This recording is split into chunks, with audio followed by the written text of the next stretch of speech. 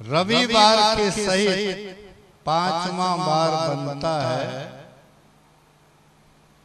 गुरुवार। रवि पंचक जाके नहीं, जिसको अपने गुरु पर एतबार नहीं, विश्वास नहीं, भरोसा नहीं, ताही चतुर्थी ना है। रविवार से चौथा बार होता है बुधवार।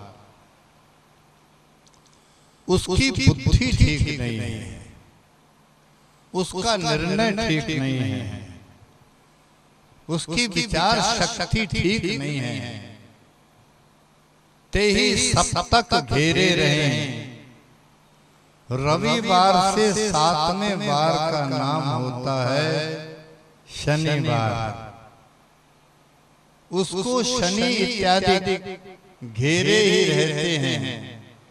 शनि उतरता है तो मंगल, मंगल उतरता है तो राहु केतु वगैरह वगैरह वगैरह वगैरह।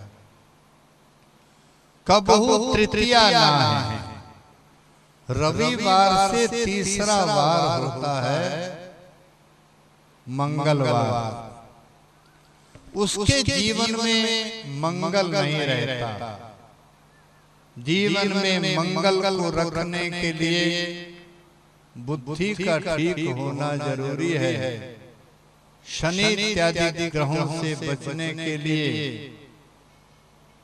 गुरुदेव के चरणों पर, उसकी बात पर दृढ़ विश्वास होना जरूरी है। जिनको उनके ऊपर विश्वास नहीं होता, वो कभी भी जीवन में सफल नहीं हो पाते।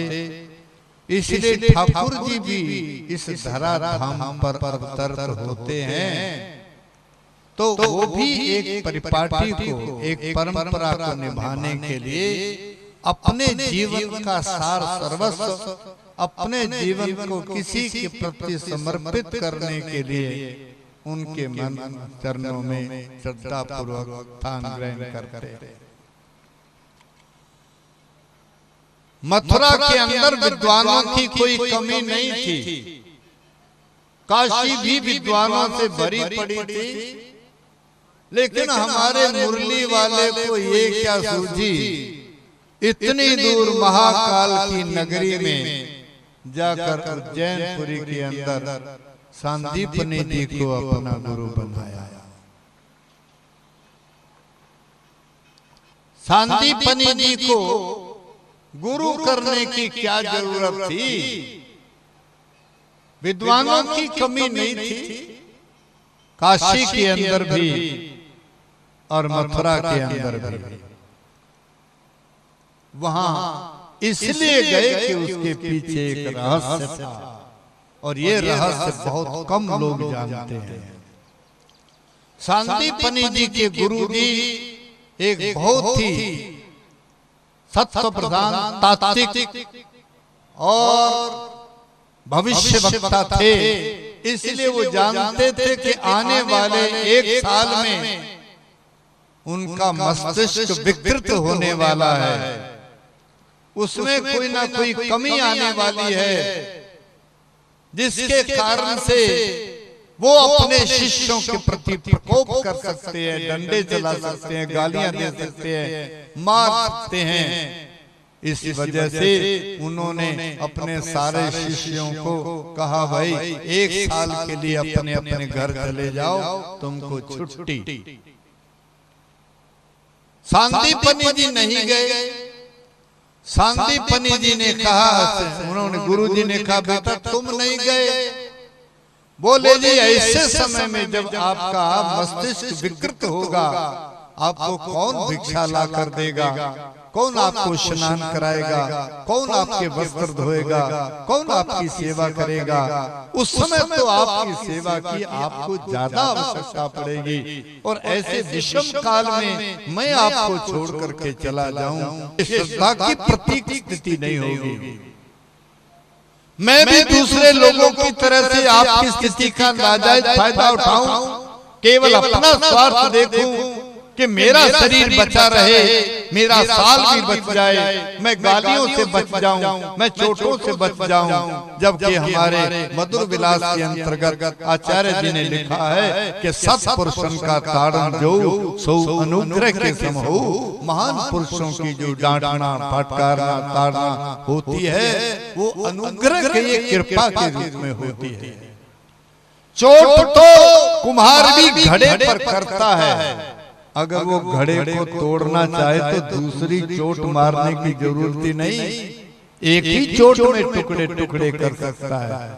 लेकिन उसकी चोट का उद्देश्य उसको तोड़ना नहीं, उसकी कच्चाई को पक्के रूप में, उसके टेढ़ेपने को सीधे रूप में, उसकी विकृत स्थिति को आकार स्थिति के अंदर लाने के लिए होती है। अगर धोबी कपड़े को फाड़ना ही चाहता हो तो दो चार बार ऐसा खूंटे पर कांटेदार ऐसी जगह पर मारे, कपड़ा तार तार हो सकता है। लेकिन अगर धोबी कपड़े को फटकारता है, चोट करता है, तो उसके पीछे भी उसको कपड़े को फाड़ना उद्देश्य नहीं होता। कपड़े ने जो मैल को पकड़ लिया है, जिसके कारण से वो गंदा हो गया है, जिसके कारण से वो पहनने के लायक नहीं रहा है, केवल उस मैल को निकाल करके फिर वो धारण करने लायक बन जाए, इस स्थिति के लिए वो ऐसा करता है। जिन्होंने आपके अंदर दोष देखे, गुरुजी का तो दिमाग खराब हो गया, पता नहीं कब गालियां देने लगे, पता नहीं कब डंडे चलाने लगे, पता नहीं कब क्या बोलने लगे, पता नहीं कब पत्थर उठाकर मार दें, पता नहीं कब क्या उठाकर फेंक दें। चोट लग सकती है, घाव हो सकते हैं, शरीर टेढ़ा मेढ़ा, अंग भंग, हड्डियां टूट सकती हैं। हमें इन दिनों में नहीं रहना, लेकिन एक सांदीप बनी थे जिन्होंने घर जाना स्वीकार नहीं किया और ये सोचा कि इन दिनों में गुरु जी की सेवा की ज्यादा आवश्यकता है, जबकि उनका मस्तिष्क ठीक नहीं होगा। ऐसे समय में मैं यहाँ से बिल्कुल नहीं जाऊंगा। बहुत कहने पर भी नहीं गए। एक साल बीता, एक साल के पश्चात जिस समय उनका मस्तिष्क गुरु जी का ठीक हुआ, उन्होंने देखा संदीपनी के शरीर पर कई जगह पट्टियां बंधी, कई जगह घाव है, कई जगह चोटें खाई हैं। उसकी स्थिति को देखकर संदीपनी की गुरुजी की आंख में पानी आ गया। बेटा, लगता है मैंने तुझे कुछ न कुछ उठाकर मारा है, तुम्हारे चोट लगी है।